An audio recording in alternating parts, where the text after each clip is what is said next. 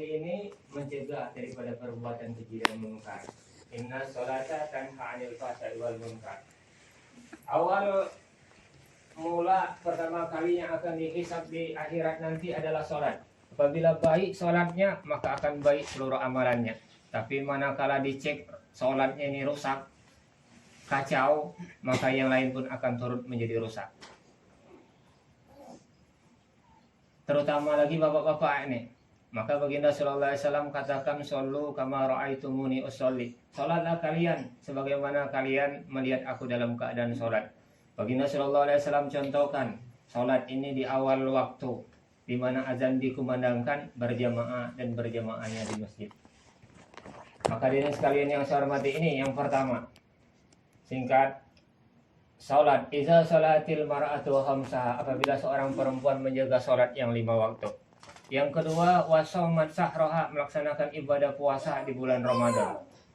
Maka alim ulama mengatakan, yang namanya puasa, alim saku anil akli wasyurbi wal wad'i wa an kulli mubtirin minal fajri ilal maghribi. Yang namanya puasa, mencegah makan dan minum, mencegah hubungan kelamin, dan segala sesuatu an kulli mubtirin, dari segala sesuatu yang membatalkan puasa, dari terbitnya fajar sampai maghrib, terbenamnya matahari.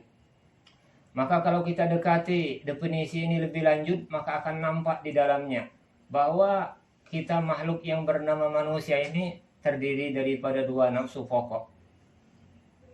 Al-batnu wal faraju, nafsu perut dan juga nafsu kelamin.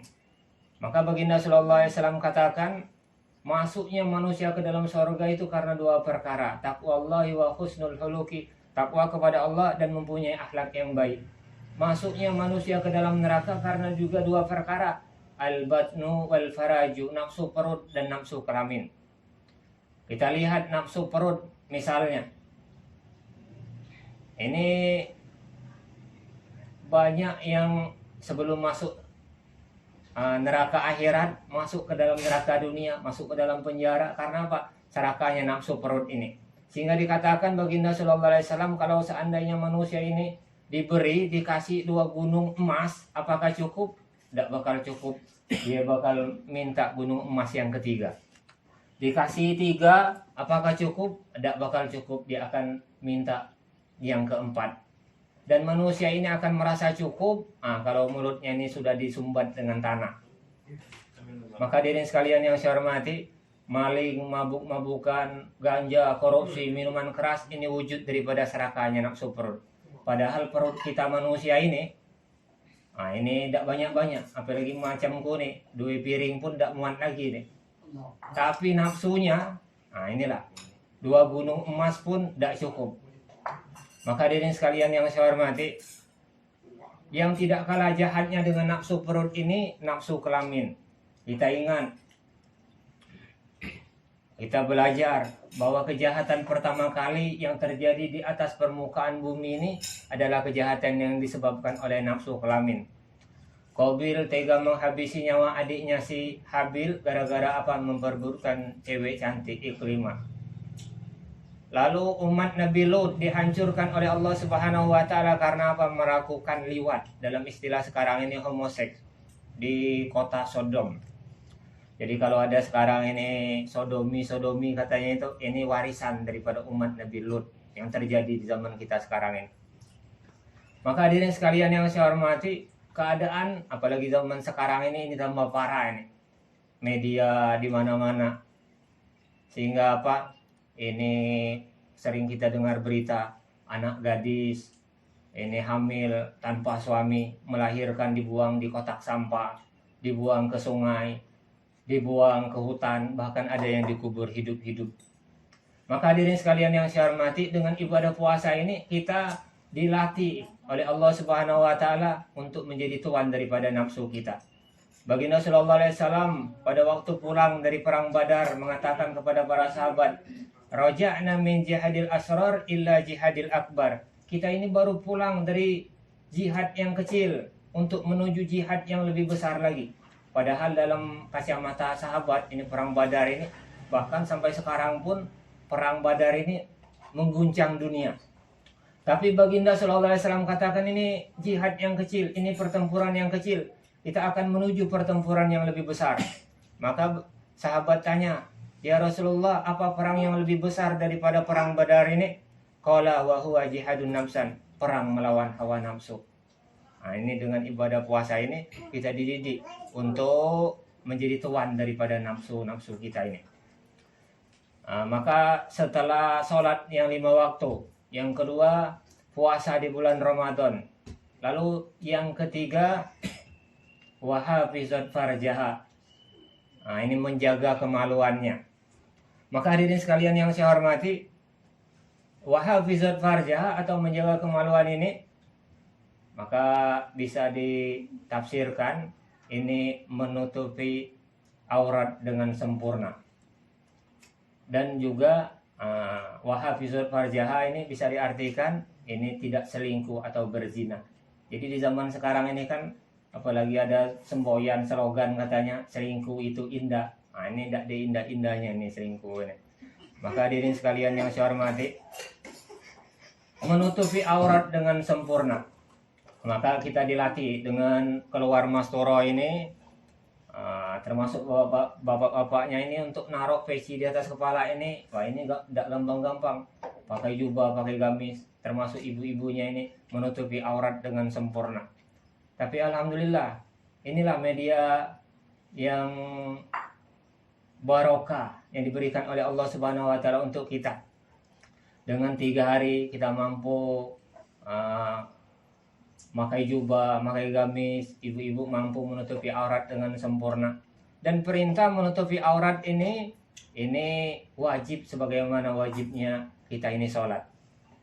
Maka dalam surat Al-Ahzab ayat 59 Allah Subhanahu wa taala jelaskan, ya ayuhan nabi kulli azwajika wa banatika wa nisa'il mu'minin yudnina 'alaihinna min jalabibihinna. Wahai nabi, katakan kepada istri-istrimu, anak-anakmu yang perempuan dan wanita-wanita daripada golongan orang-orang yang beriman, yudnina 'alaihinna min jalabibihinna, untuk menjulurkan jilbabnya ke seluruh tubuhnya. Nah, jadi yang namanya jilbab ini dijulurkan ke seluruh tubuh. Dan sebagian ini masih salah paham.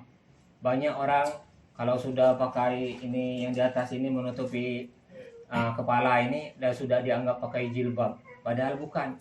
Yang di atas ini di kepala kita ini namanya kerudung. Ini diatur oleh Allah Subhanahu wa taala di dalam surat An-Nur ayat 31. Waliyadribna bihumurihinna ala juyubihinna. Hendaknya mereka itu menjulurkan kerudung-kerudung mereka menutupi dada-dada mereka. Jadi yang namanya jilbab ini seluruh pakaian dengan syarat menutupi aurat, tidak menampakkan lekuk daripada tubuh kita ini, tidak transparan. Termasuk juga ditambah dengan kerudung ini. Itulah jilbab menurut Al-Quran. Maka dengan kita dikeluarkan masturo ini, kita ini belajar mengamalkan agama secara sempurna. Lalu yang keempat, setelah sholat yang 5 waktu. Yang kedua, puasa di bulan Ramadan. Ini puasa bulan Ramadan nih. Kalau puasa sunnah di luar bulan Ramadan harus minta izin dengan suami. Kalau suami tak izinkan, bukan berpahala malah berdosa. Suami cuti misalnya sebulan sekali di rumah. Istrinya ini santri misalnya, lah biasa puasa Senin Kemis, tidak diizinkan suaminya. Kalau kau puasa aku nih, bengong ini di rumah nih, masih puasa juga. Ini bukan berpahala malah berdosa. Ini yang dimaksud di sini adalah puasa di bulan Ramadan. Setelah sholat 5 waktu puasa di bulan Ramadan, menjaga kemaluannya. Lalu yang keempat, yang rada repot juga dilaksanakan oleh perempuan di zaman sekarang ini, wa ta'at zaujaha, taat dengan suaminya. Kadang-kadang di zaman sekarang ini apalagi katanya ada sering nonton sinetron, suami harus takut istri. Maka hadirin sekalian yang saya hormati, kalau tidak mengamalkan agama pasti dunia bakal terbalik. Istri izin suami kalau keluar rumah, ini malah suami yang izin istri kalau nak keluar rumah. Kalau tidak mengamalkan agama, inilah kita ini kebahagiaan, kesuksesan kita ini di dalam mengamalkan agama. Siapa yang mengamalkan agama pasti bahagia. Kalau tidak mengamalkan agama pasti tidak bakal bahagia. Termasuk juga kita membangun rumah tangga ini, ini harus dengan agama. Harus dengan agama. Kalau tidak mengamalkan agama, ini kadang-kadang istri ngomong, karena tidak mengamalkan agama nih, aku nih di rumah nih kak jadikan babu. Nah, berapa banyak tuh istri-istri yang ngomong karena tidak mengamalkan agama, tidak tahu nilai-nilainya. Padahal kalau tahu, ini rupanya jihad terbesar ibu-ibu ini di rumah tangga ya. Padahal kalau mau jujur, suami juga, kalau seandainya ibu-ibu nih ngomong aku nih jadi babu, suami dijadikan apa oleh ibu-ibu? Dijadikan tuyul, tukang cari duit. Kalau satu merasa babu, yang satu merasa tuyul, pasti rumah tangga itu walaupun banyak duitnya tidak bakal bahagia. Maka hadirin sekalian yang saya hormati, membangun rumah tangga ini tidak lain dengan apa? Dengan agama. Maka yang keempat yang harus dimiliki oleh seorang perempuan, wa ta'at zaujaha, taat dengan suaminya. Sehingga baginda sallallahu alaihi wasallam katakan, kalau seandainya saja boleh aku memerintahkan manusia itu boleh sujud kepada sesama manusia, maka akan aku perintahkan istri itu untuk sujud kepada suaminya. Ini saking besarnya kewajiban taat seorang istri kepada suami. Maka dikisahkan, ini masyhur, ini sering kita dengar nih, kita ulang lagi. Seorang sahabat baginda sallallahu alaihi wasallam nak berangkat jihad fisabilillah, lalu dia pesankan kepada istrinya, istriku, aku ini nak berangkat jihad fisabilillah. Maka dipesan supaya jangan kemana-mana sampai beliau ini pulang. Maka hadirin sekalian yang saya hormati, seiring dengan waktu, ini datang utusan kepada ibu ini. Wahai ibu, ini orang tua ibu dalam keadaan sakit parah. Ini dipesankan supaya ditengok. Apa kata ibu ini? Sahibiyah ini, suami saya sedang berangkat fisabilillah, maka dia pesankan saya tidak boleh kemana-mana. Jadi titip salam saja kepada orang tua. Maka hadirin sekalian, pulanglah utusan ini. Maka tidak berapa lama setelah waktu berlalu, datang lagi utusan ini mengabarkan, wahai ibu, ini orang tua ibu ini dalam keadaan yang parah benar.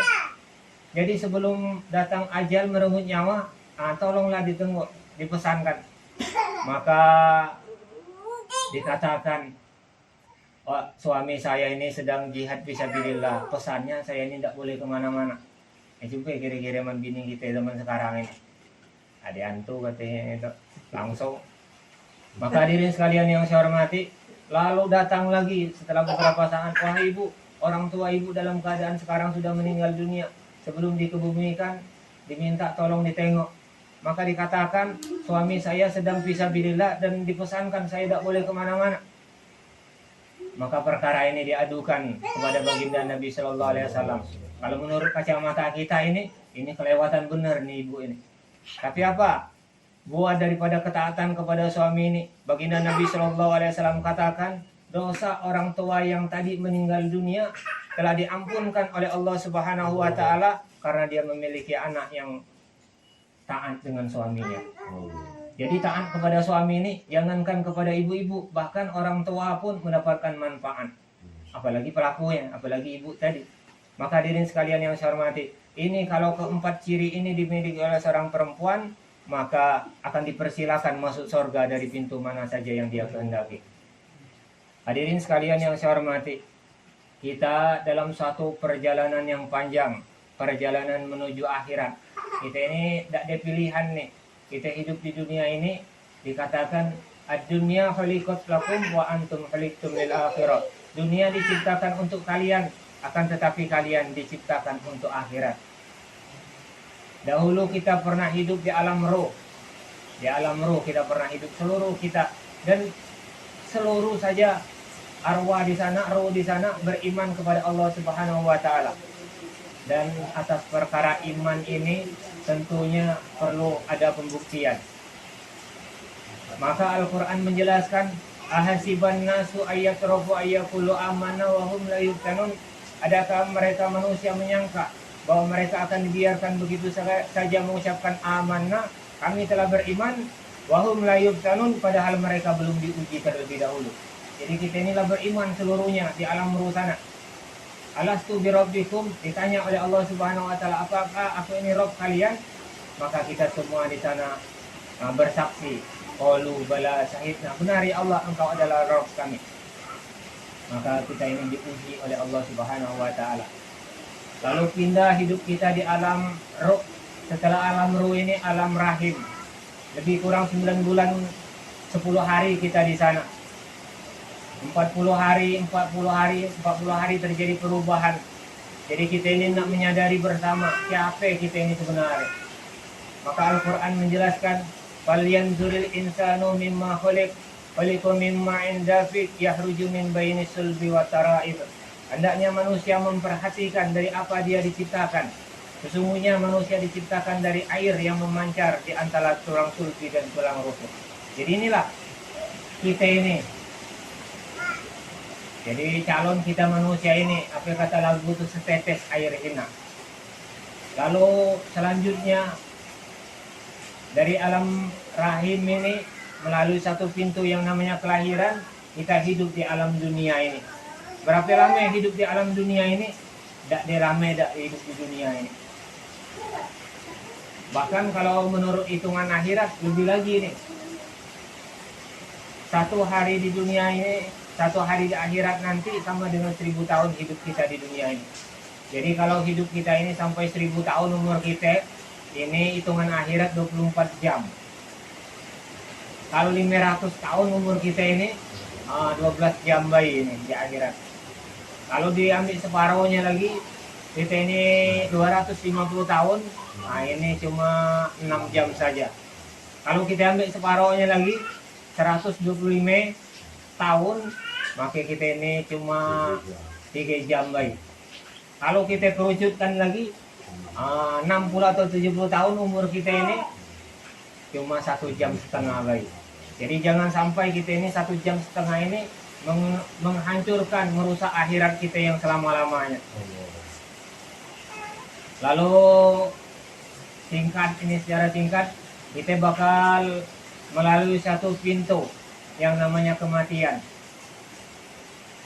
Jadi kalau kelahiran, pintu yang mengantarkan kita dari alam rahim menuju alam dunia, maka kematian ini satu pintu yang mengantarkan kita dari dunia ini menuju alam yang selanjutnya, yaitu alam barzah. Jadi di alam barzah ini menunggu sampai datangnya hari kiamat. Menunggu sampai datangnya hari kiamat. Manusia akan dibangkitkan di padang mahsyar, akan dimintai pertanggungjawaban jawab, akan dihisab melalui mizan, melalui sirat. Maka ini terminal akhir daripada perjalanan hidup kita manusia ini, perjalanan panjang ini. Fariqum fil jannah wa fariqum fis sa'ir. Ada sebagian manusia yang beruntung yang masuk ke dalam surga. Mudah-mudahan kita ini masuk ke dalamnya. Tapi ada golongan yang lain, golongan bahkan terbesar ini masuk ke dalam neraka. Jadi baginda sallallahu alaihi wasallam pernah, ini kan hujan lagi di luar ini, maka melihat hujan ini, kalau kita kan apalagi musim kemarau bersyukur, wah hujan ini. Baginda Nabi sallallahu alaihi wasallam saat itu melihat hujan ini menangis.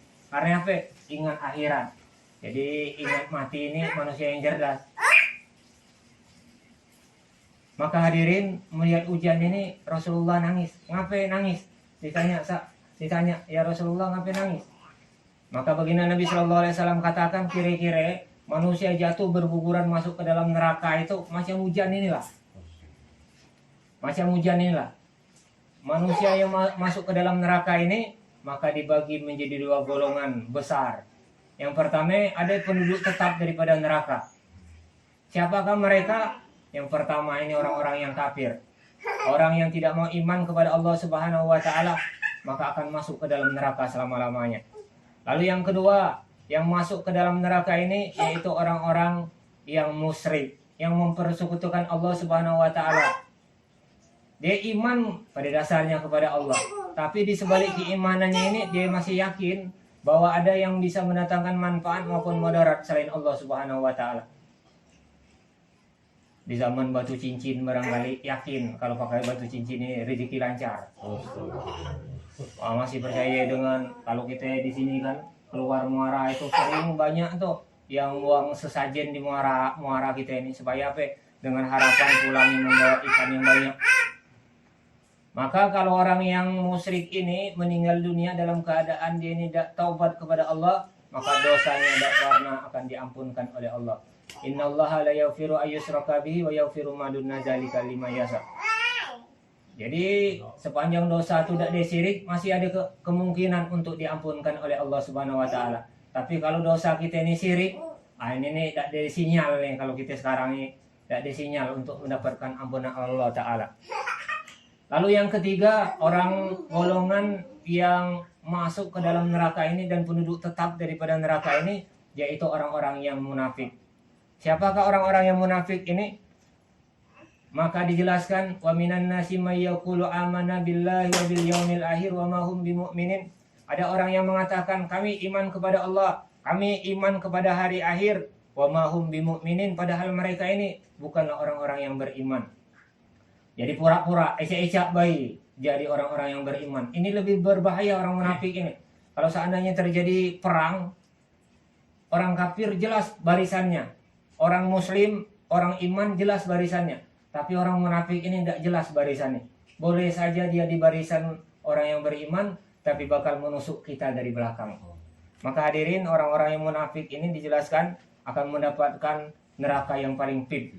Asfali minan nar, neraka yang paling neraka. Maka hadirin sekalian yang saya hormati, lalu yang kedua, golongan daripada penduduk neraka ini penduduk tidak tetap. Kalau yang tadi tetap itu neraka selama-lamanya. Ini penduduk tidak tetap, semi permanen. Mereka ini masuk ke dalam neraka. Ini pada dasarnya orang-orang yang mempunyai iman. Tapi asbab daripada dosa-dosanya ini maka harus dicuci dulu, harus dibersihkan dahulu. Karena apa? Jangan harap kita ini masuk ke dalam surga sementara kita belepotan dengan dosa. Sama dengan baju yang kita pakai ini, tidak bakal masuk ke dalam lemari kecuali harus dibersihkan dahulu. Nah, jadi kalau baju ini kita pakai, langsung kita masukkan ke dalam lemari, maka aliyah kita bakal marah. Apalagi baru pulang dari TI, langsung baju kita masukkan ke dalam lemari, ini pasti marah besar, bukan marah lagi. Maka hadirin sekalian yang saya hormati, bagaimana supaya baju kita ini masuk dalam lemari? Maka dicuci dulu. Berapa lama mencuci ya? Sesuai kotoran. Kalau baju yang kita pakai ke masjid ini, maka tidak susah nih, kita rendam sebentar, kita kucek, kita jemur, selesai, boleh masuk ke dalam lemari. Tapi kalau ada baju kita ini yang kotorannya membandel, kita bawa ke TI, kita bawa ke laut, kita bawa ke bengkel, kita bawa ngaret, kalau di kampung-kampung itu nodanya membandel. Nah, ini nih berat nih prosesnya nih. Barangkali harus direndam dulu, direbus dulu dalam air hangat. Kemudian harus di blender dulu di mesin cuci. Kemudian direndam dulu semalaman. Model zaman dulu ada papan pengilas harus dibanting dulu di papan itu. Kemudian barangkali baru direndam dengan rinso semalaman, baru dicuci, baru dijemur. Barangkali harus digosok lagi. Nah, baru boleh masuk ke dalam lemari. Macam itu pula boleh kita di dalam neraka. Jadi kita ini dengan kita bersyukur dengan seluruh keadaan kita ini. Jadi barangkali dengan asbab sakit kita di DP ini dikurangi dosa-dosa kita. Di dalam kubur kalau seandainya memang ada lagi di DP lagi dikurangi, masih ada lagi, kalau dibakar dulu di dalam neraka supaya bersih. Berapa lama prosesnya di dalam neraka itu sesuai kotoran kita, dosa kita. Maka dikatakan di dalam kitab Fadilah Amal itu satu sholat yang kita tinggalkan, ini sengaja kita tinggalkan sholat ini, maka akan mendapatkan hukuman selama satu hukum. Satu hukum ini 80 tahun akhirat, yang satu harinya 1000 tahun kehidupan kita di dunia ini. Jadi ukurannya menurut kitab Fadilah Amal itu 28.800.000 tahun untuk satu sholat yang kita tinggalkan. Jadi itu kalau satu sholat. Macam mana kalau sehari semalam 5 kali tidak sholat? Macam mana kalau sebulan tidak sholat? Macam mana kalau setahun tidak sholat? Macam mana kalau seumur hidup 60-70 tahun kita ini sini tidak sholat baik? Berapa lama kita ngetem di dalam neraka itu? Tapi inilah mahalnya iman ini. Maka kita sering selalu diulang-ulangi.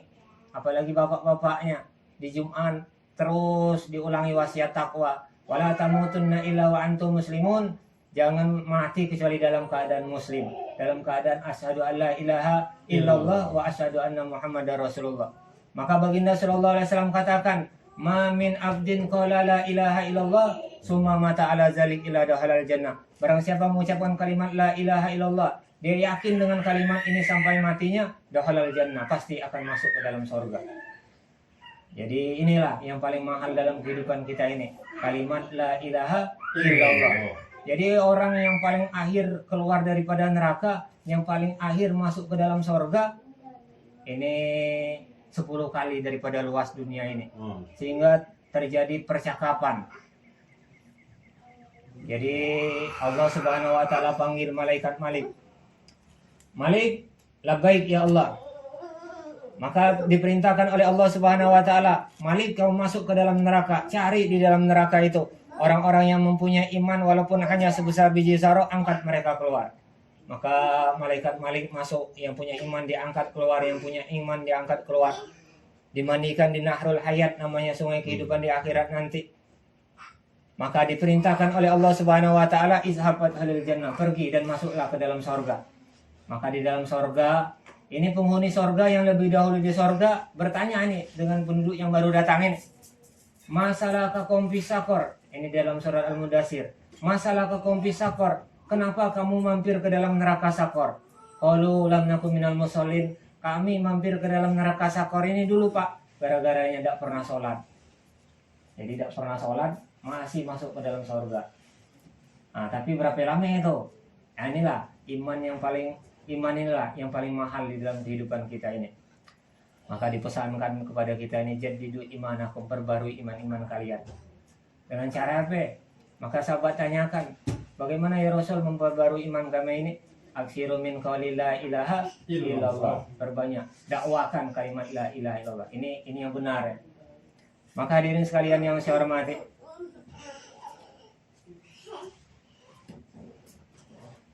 jadi inilah iman inilah yang paling berharga di dalam hidup dan kehidupan kita ini. Maka hadirin sekalian yang saya hormati, ini sebagai akhir ada sebuah kisah nih. Ada sebuah kisah. Manusia yang paling cerdas ini yang paling banyak mengingat kematian. Jadi walaupun profesor, doktor, manakala dia tidak ingat dengan kematian, bukanlah manusia yang cerdas. Maka salah satu nabi yang pernah diutus oleh Allah Subhanahu wa taala tersebutlah Nabi Sulaiman alaihissalam. Maka Nabi Sulaiman ini seperti yang kita tahu selaku seorang nabi, seorang rasul. Beliau ini raja, mewarisi kerajaan besar daripada ayahandanya Nabi Daud alaihissalam. Maka selaku seorang nabi, seorang dai, maka Nabi Sulaiman alaihissalam barangkali membuat majelis model kita ini di dalam masjid. Lalu tengah asik-asiknya beliau ini bayan mengajak manusia untuk taat kepada Allah Subhanahu wa taala, maka ada datang tamu. Assalamualaikum ya Rasulullah. Waalaikumsalam. Maka dipersilakan masuk, silakan masuk. Maka masuklah tamu ini tadi. Maka Nabi Sulaiman melanjutkan wasiatnya, manusia untuk mengajak manusia taat kepada Allah, melaksanakan perintah Allah, meninggalkan larangan-larangan Allah. Maka pada saat beliau ini tengah asik-asiknya bayan, tamu ini mengacungkan tangan kembali. Ya Rasulullah, saya mohon permisi karena ada urusan yang tidak bisa dimajukan, tidak bisa dimundurkan walaupun sesaat. Silakanlah Anda berangkat. Maka berangkatlah tamu ini tadi.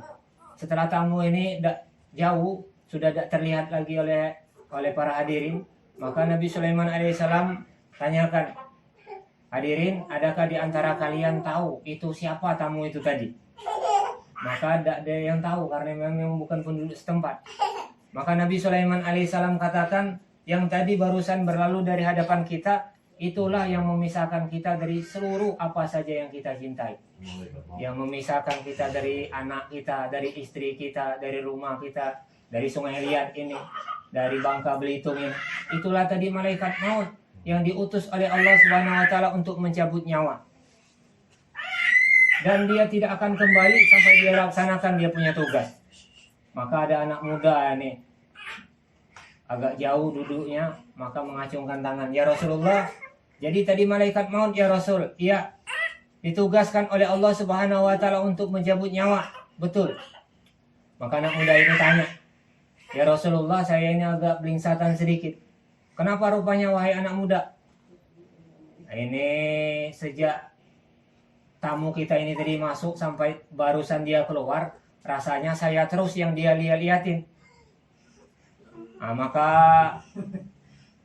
Nabi Sulaiman alaihissalam katakan, hati-hati kau anak muda, jangan-jangan itu kau yang diincar itu. Maka anak muda ini katakan, ya Rasulullah, kalau begitu bawa saya jauh ya Rasulullah, bawa saya jauh sejauh-jauhnya sampai tidak dapat lagi itu tamu tadi. Ya tidak bisa kalau memang jadwalnya. Tapi karena dipaksa, akhirnya apa? Baiklah kalau begitu, kata Nabi Sulaiman, kupanggilkan kau angin. Maka salah satu mukjizat daripada Nabi Sulaiman alaihissalam, ini pandai memerintahkan angin. Angin, didatangkan angin, kau terbangkan anak muda ini sejauh-jauhnya, sejauh yang dia inginkan. Maka angin pun bertiup kiri kanan, lama, jauh. Setelah merasa lama, jauh, aman, nah inilah jauh nih, tidak ada lagi tamu itu lagi tadi. Maka anak muda ini katakan, wahai angin, turunkan saya di sini. Maka angin pun berhenti. Begitu turun, baru menginjakkan kakinya ke tanah, maka istiqbalnya ini tamu tadi, malaikat maut ini tadi. Wahai anak muda, sengaja aku tinggalkan majelis kita tadi di sana karena apa? Di sini tempatmu meninggal dunia. Maka hadirin sekalian yang saya hormati, hari-hari kita ini di dalam rangka menuju kubur-kubur kita. Menuju kubur-kubur kita. Barangkali kita ada sebagian yang merantau, termasuk mertuaku dulu, tidak dia punya cita-cita untuk membuat rumah di Sungai Liat, katanya, nak di Palembang. Tapi rupanya kuburannya di Sungai Liat. Nah inilah, tidak tahu judulnya kita ini bakal kemana. Dan kita tidak bakal bisa melarikan diri daripada kematian. Qul innal mautal ladzi tafiruna minhu fa innahu mulaqikum. Summa taradduna ila alimil ghaibi was syahada fayunabbiukum bima kuntum ta'malun. Katakanlah, kematian yang kalian melarikan diri daripadanya, pasti dia akan mendapatkan kalian. Summa taradduna ila alimil ghaibi was syahada fayunabbiukum bima kuntum ta'malun. Kemudian kalian akan dikembalikan kepada Allah Subhanahu wa Ta'ala yang mengetahui perkara yang gaib maupun yang nyata. Kita pertanggungjawabkan apa yang kita lakukan dalam hidup dan kehidupan ini. Apa hikmah daripada kisah singkat ini? Maka yang pertama, membenarkan kullu nafsin za'iqatul maut, setiap yang hidup pasti akan menemui kematian. Fa iza jaa ajaluhum fala yasta'khiruna sa'atan wa la yastaqdimun. Apabila datang ajal ini, kematian ini tidak bisa dimajukan, dimundurkan walaupun sesaat saja. Maka hadirin sekalian yang saya hormati, lalu selanjutnya ini hikmah yang selanjutnya, kita ini selalu ingat standby 24 jam masalah kematian ini. Kalau lahir pasti emak duluan, bapak duluan daripada anak. Tapi kalau kematian belum tentu bapak duluan daripada anak. Berapa banyak atok masih sehat, segar bugar, cucunya lah duluan. Maka hadirin sekalian yang saya hormati, kita dianjurkan wasari'u ila maghfirati min rabbikum, bersegera menuju ampunan Allah Ta'ala. Jangan macam orang di luar banyak kita dengar masih kalah lah tuwe-tuwe baru tobat. Belum tentu kita tuwe tobat. Kalaupun tobat belum tentu tobat kita ini diterima oleh Allah. Maka bersegera menuju ampunan Allah Subhanahu wa Ta'ala. Jadi alhamdulillah, inilah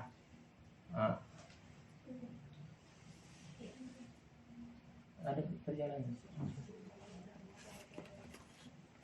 Insya Allah kita bakal melanjutkan perjalanan kita. Jadi ada perjalanannya. Insya Allah kalau seperti yang sering kita muzakarahkan. Insya Allah selanjutnya kita doa. A'udzubillahi minasyaitonirrajim. Bismillahirrahmanirrahim. Alhamdulillahirabbil alamin. Allahumma shalli wa sallim wa barik ala sayyidina Muhammadin wa ala ali sayyidina Muhammad.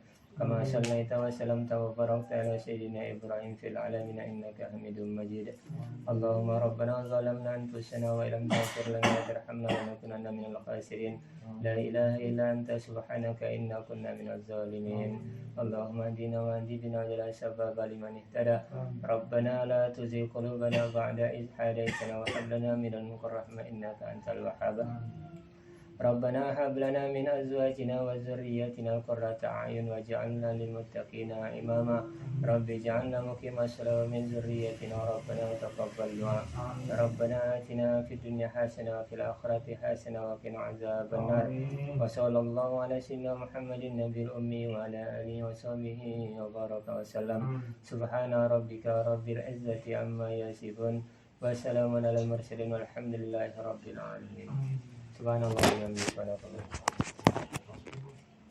So inshallah ibu-ibu